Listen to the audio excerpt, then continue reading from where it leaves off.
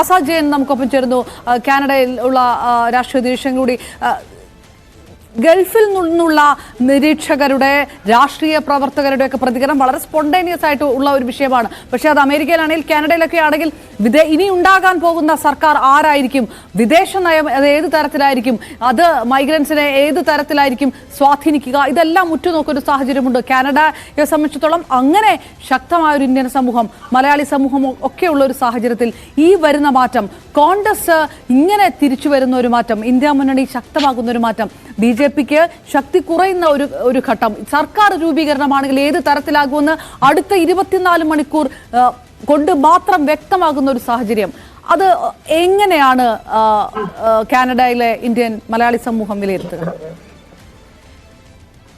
ഇത് കാനഡയിൽ നിന്ന് മാത്രമല്ല, അതായത് വിദേശത്തുള്ള എല്ലാ സമൂഹങ്ങളും ഉറ്റുനോക്കുന്ന ഒരു കാര്യമാണ്. എപ്പോഴും എല്ലാ രാജ്യത്തും ഒരു സുസ്ഥിരമായിട്ടുള്ള ഒരു ജനാധിപത്യ സംവിധാനം ഉണ്ടെങ്കിൽ അതാണ് ഒരു രാജ്യത്തിന് ഏറ്റവും കൂടുതൽ ഗുണം ചെയ്യുക.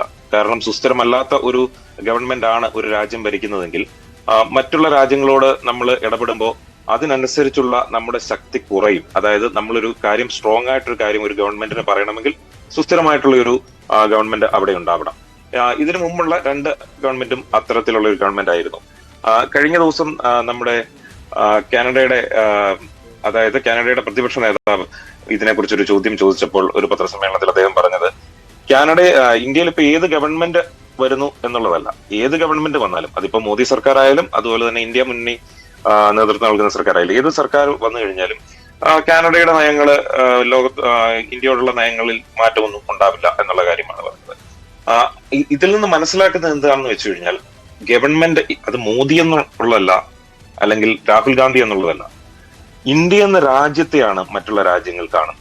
അതിവിടെ ഭരിക്കുന്ന ഗവൺമെന്റ് സുസ്ഥിരമാണെങ്കിൽ, ഒരു ശക്തനായ ഒരു ഭരണാധികാരി ഉണ്ടെങ്കിൽ അതിനെ ലോകരാജ്യങ്ങൾ നോക്കിക്കാണുക എന്ന് പറഞ്ഞു കഴിഞ്ഞാൽ അതിനെ വളരെ ഒരു ആർജവമുള്ള ഒരു രാജ്യം, അല്ലെങ്കിൽ ഒരു കാര്യം പറഞ്ഞാൽ ചെയ്യുന്ന ഒരു രാജ്യം, അല്ലെങ്കിൽ ഒരു എക്സ്പോർട്ട് ഇമ്പോർട്ട് കാര്യങ്ങളിലൊക്കെ വിദേശ രാജ്യങ്ങൾ കാണുന്നത്, നമ്മുടെ ഒരു രാജ്യം എത്തരത്തിൽ നമ്മൾ പ്രതിദാനം ചെയ്യുന്നോ അത്തരത്തിലായിരിക്കും അവർക്ക് തിരിച്ചും ഇങ്ങോട്ട് നമ്മുടെ രാജ്യത്തിന് തരുന്ന ഒരു വില എന്ന് പറയുന്നത്.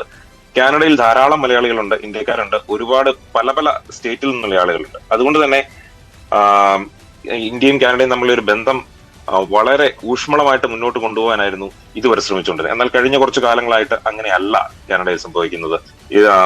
ഖലിസ്ഥാൻ പ്രശ്നങ്ങളും ഒക്കെ നിലനിൽക്കുന്ന ഒരു സാഹചര്യം ഉണ്ട്. അതിനോടൊക്കെ ഇന്ത്യയുടെ നിലപാട് എന്താണെന്ന് നമുക്കറിയാം. അതുപോലെ തന്നെ കാനഡ അതിനോട് എടുക്കുന്ന നിലപാട് എന്താണെന്ന് നമുക്കറിയാം. ഇന്ത്യ പോലുള്ള ഒരു രാജ്യം അവരുടെ, അതായത് കാനഡയുടെ മണ്ണിൽ വന്ന അവരുടെ സിറ്റിസൺസിനെ കൊലപ്പെടുത്തുന്നു എന്നുള്ള ആരോപണങ്ങൾ വരെ പ്രധാനമന്ത്രി ഉന്നയിക്കുന്ന ഒരു സാഹചര്യം ഉണ്ടായി. അത്തരം കാര്യങ്ങളൊക്കെ ഉണ്ടാകുമ്പോൾ ഇതിനോട് വളരെ ഡിപ്ലോമാറ്റിക് തലത്തിൽ പല ആളുകളും പ്രതികരിക്കാറില്ല. എന്നാൽ കഴിഞ്ഞ ദിവസം ഇന്ത്യയുടെ അംബാസഡർ അവിടെ പറഞ്ഞത്, ഇന്ത്യയുടെ രാഷ്ട്രീയ കാര്യങ്ങൾ നോക്കാൻ ഇന്ത്യക്കാർക്ക് അറിയാം. അത്തരത്തിൽ എന്തെങ്കിലും കാര്യങ്ങളിൽ ഇവിടെ ഉള്ള അതായത് കാനഡയിലുള്ള സിറ്റിസൺസിന് ഇടപെടണമെന്നുണ്ടെങ്കിൽ തിരിച്ച് ഇന്ത്യയിൽ പോയി അവിടുത്തെ ജനാധിപത്യ പ്രക്രിയയിൽ പങ്കാളികളായിട്ട് വേണം ഇത്തരത്തിൽ കാര്യങ്ങൾ ഇടപെടാൻ എന്നുള്ളതാണ്. ഇത്തരം കാര്യങ്ങളൊക്കെ പറയുമ്പോൾ സ്ട്രോങ് ആയിട്ടൊരു സപ്പോർട്ട് ഗവൺമെന്റിന്റെ ഭാഗത്തു നിന്നില്ലെങ്കിൽ ഇത്തരം ബ്യൂറോക്രാറ്റ്സ് അവിടെ ഒരിക്കലും പറയാനുള്ള ഒരു സാഹചര്യം ഉണ്ടാവില്ല. അതുകൊണ്ട് തന്നെ ഒരു സ്ട്രോങ് ആയിട്ടുള്ള ഗവൺമെന്റ് ഉണ്ടെങ്കിൽ മാത്രമേ ഇത്തരം ഡിപ്ലോമാറ്റ്സിനും അവിടെ സ്ട്രോങ് ആയിട്ടുള്ള ഒരു ഡിസിഷൻസ് ഏത് രാജ്യത്താണെങ്കിലും എടുക്കാൻ സാധിക്കുകയുള്ളൂ.